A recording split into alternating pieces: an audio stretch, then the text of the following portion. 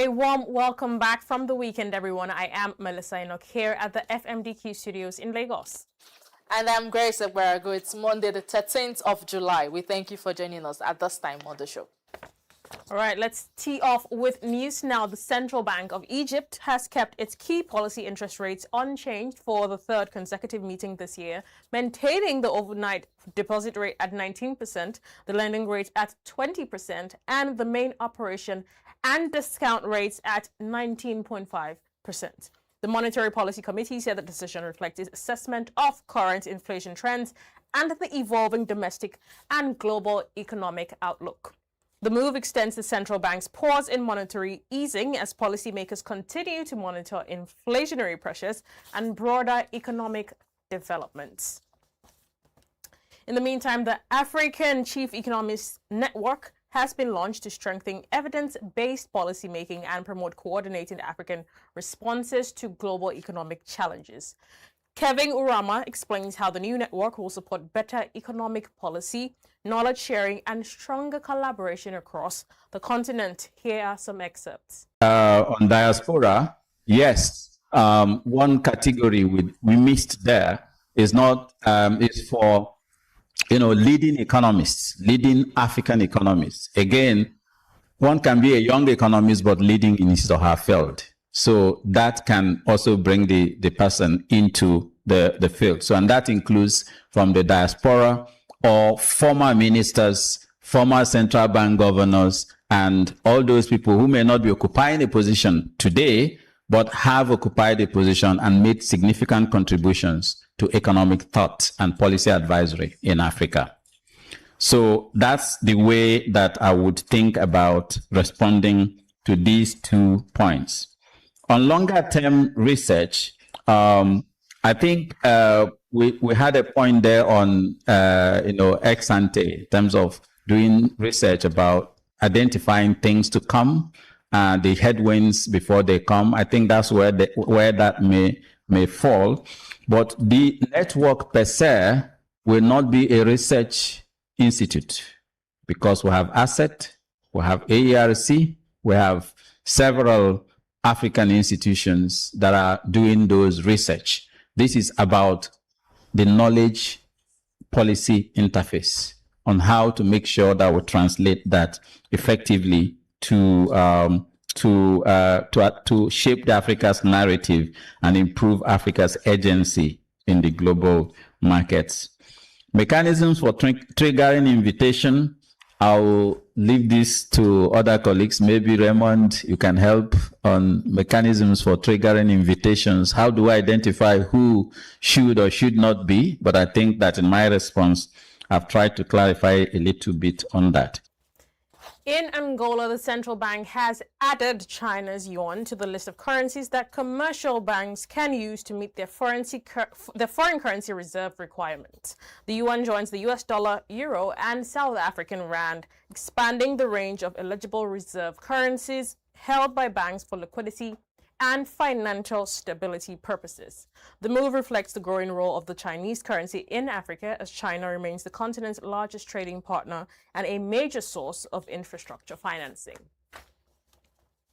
In South Africa, at the Capitec Bank Business Forum, discussions focused on building more resilient businesses amid an evolving economic landscape. Graham Lee shared insights on how businesses can strengthen resilience, embrace innovation, and position for long-term growth. Let's listen.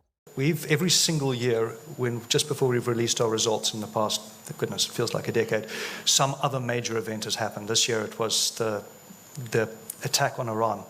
So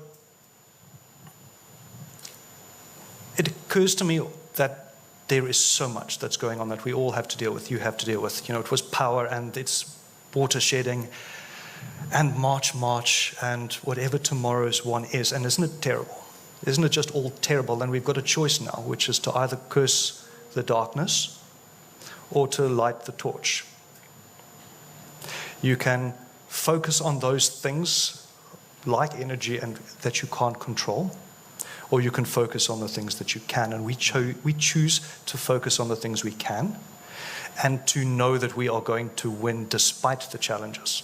So in terms of focusing what we can, making sure we know how to run our business, where the money is, what the cash flow is. We know our numbers the whole year round, not just when it comes time to do the taxes. It is understanding the unit economics. It is planning for scenarios. All of those we can control. We can assure against the events that will take us down.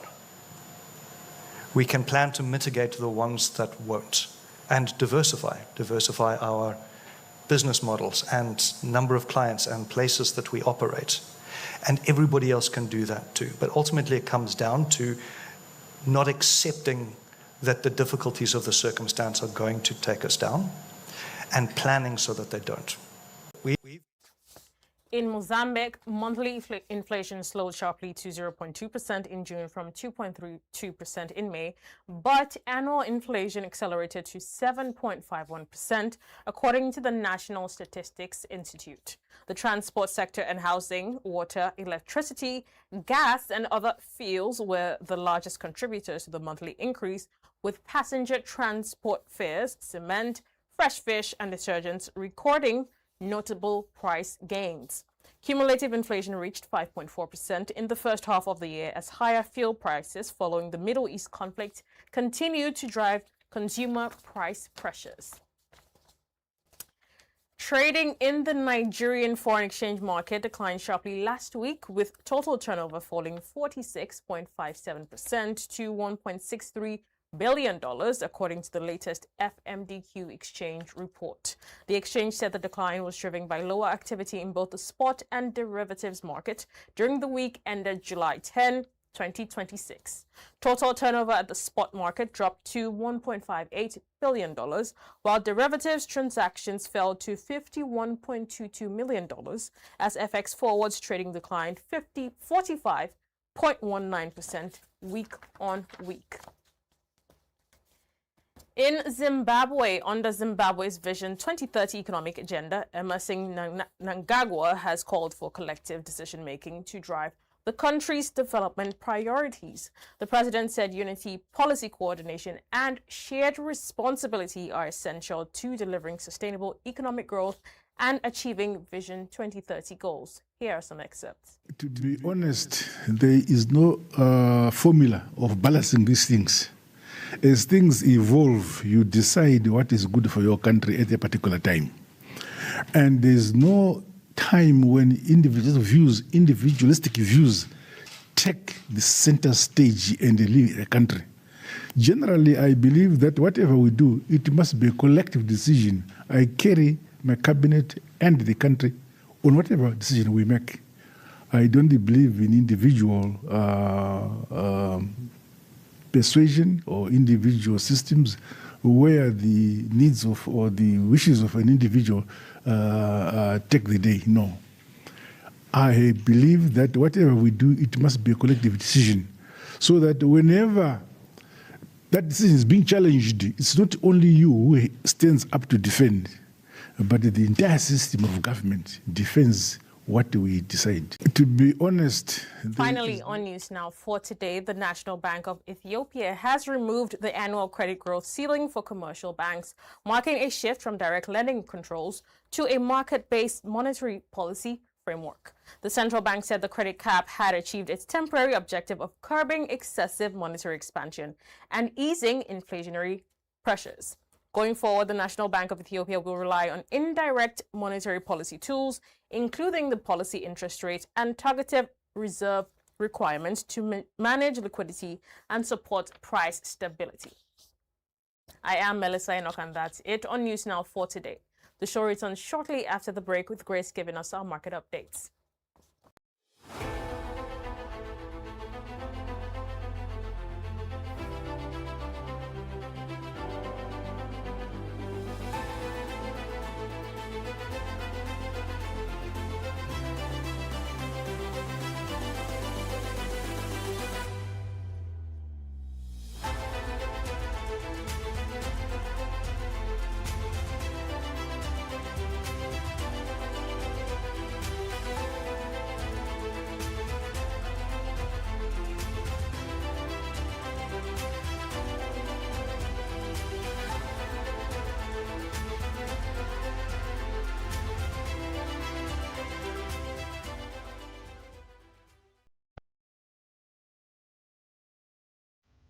Oil and solar energy.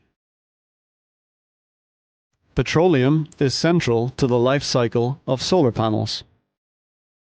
Photovoltaic cells that convert sunlight into energy are made up of petrochemical-based products. In production, ethylene vinyl acetate, or EVA, is used to laminate and protect the fragile photovoltaic cells. Plastics are utilized in structural frames, wiring insulation, and junction boxes. Gas and diesel-powered vehicles and machines are required during the construction and installation phases, from the chemical makeup of the panels to their production, from clearing the land to installing the panels. Petroleum products play a crucial role in solar energy production, and All Energy's approach is vital to our future.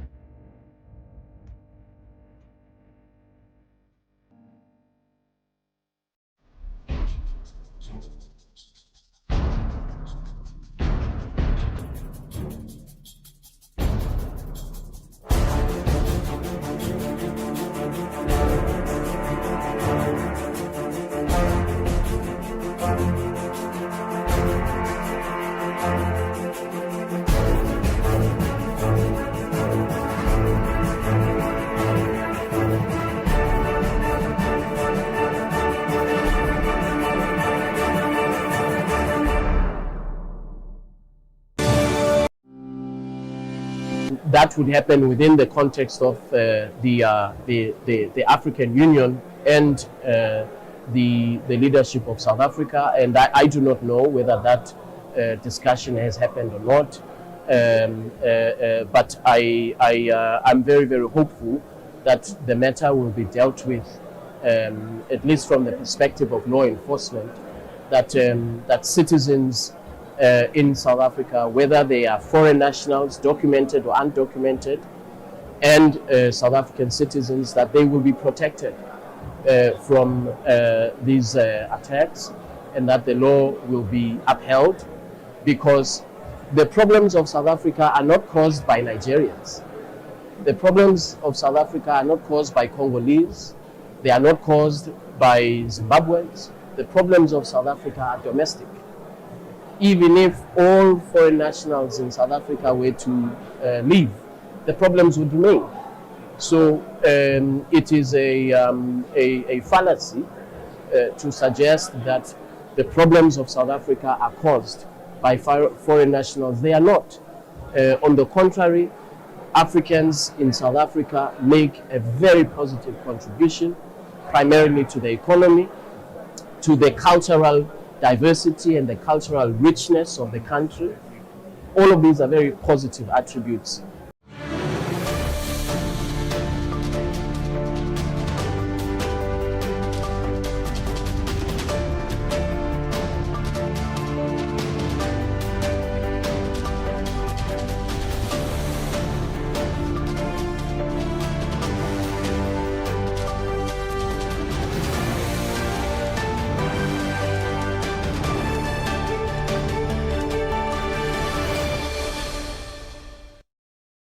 Welcome back to Money Moves. Thanks for staying with us. Let's now go over to Grace for today's market updates. Hello there again, Grace. Hi there, Melissa. Let's now take a look at how the market started trading for the week, beginning with the equities. The NGX All-Share Index fell 0.95%, while the BRVM in Abidjan gained 0.34% to 476.54. The Nairobi Securities Exchange advanced 1.51%. In Southern Africa, the Johannesburg Stock Exchange slipped 0.34%, while Mauritius Semdex edged up 0.11%. And in North Africa, Morocco's MASI declined 0.54%, while Egypt's GX30 rose 0.67% to 52,608.28 as at 14:02 GMT. Let's do a quick round on the currencies. The rand strengthened 0.19% to 16.35 against the US dollar, while the Egyptian pound weakened 1.20% to 50.20. The CFA franc weakened 0.09% to 574.01, while the Kenyan shilling weakened 0.02% to 129.22. The Moroccan dirham strengthened 0.07% to 9.32, and the naira was down 0.28% to 1,381 naira 38 kobo as at 13:57 GMT. Let's switch into the commodities data deck, beginning with energy prices. Brent crude surged 3.63% to $78.77, while US WTI climbed 3.64% to $74.01. Natural gas fell 2.96% to $2.85, and Arabian gasoline gained 2.16% to $3.04 as at 13:50 GMT.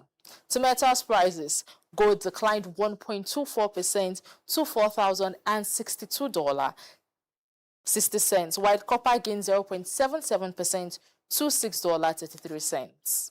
Platinum was broadly flat, down 0.02%, while aluminium dropped 2.29% to $3,138.64. Meanwhile, iron ore edged up 0.15% to $98.72 as at 13:52 GMT. Now, finally, to soft commodities. Cocoa fell 4.72% to $5,779. Coffee edged up 0.10% to $334.60. Cotton gained 1.21%. Palm oil rose 0.31%, and sugar slipped 0.74% to $14.77 as at 13:53 GMT. And that's it on Money Moves Markets today. Back to you, Melissa. Grace, thank you very much for those updates on how the markets traded this Monday. And that's it on today's edition of Money Moves. From all of us here at the FMDQ studios, we say thank you very much for watching and bye for now.